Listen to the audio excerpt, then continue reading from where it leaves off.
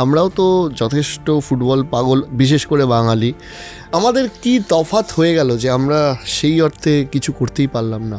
আমি পোর্টো আলেগ্রে ক্লাবে গিয়েছিলাম, গ্রেমিও ক্লাবে, যে গ্রেমিও থেকে রোনাল্ডিনো বড় হয়েছে, ব্যারেটো বড় হয়েছে।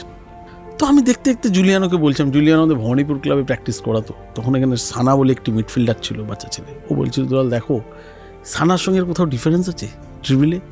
না, আমরা যা প্র্যাকটিস করি সেম প্র্যাকটিস করে, তাহলে ডিফারেন্সটা কোথায় হয়ে যায়? Because you need a good coach. আমরা ছোটোবেলা, তুমি তোমার পাড়ায় প্র্যাকটিস করেছো, আমি আমার পাড়ায় প্র্যাকটিস করেছি, আমরা ঠিক করে কোচ পাইনি।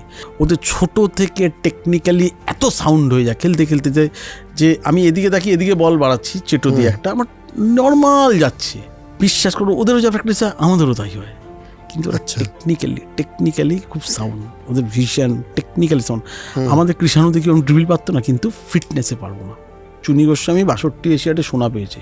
আমার ইন্ডিয়ান মিউজিয়ামে কোথাও গিয়ে সেই জার্সি দেখতে পাবে না। তুমি ব্রাজিল চলে যাও, প্রতিটি শহরে বড় বড় মিউজিয়াম, পেলের তুমি প্রথম বিশ্বকাপের জার্সি টু লাস্ট বিশ্বকাপের জার্সি, কোন বলে খেলা হয়েছে, কোন বুটে, প্রতিটা রোমারিওর জার্সি, প্যাড, এভরিথিং। বিকজ আমি যখন বড় হচ্ছি, আমি আর অতীতটাকে দেখতে দেখতে দেখতে দেখতে ওই কালচারটার মধ্যে বড় হচ্ছি। আমাদের তো কালচারটাই নেই, যে কোনো হয় না।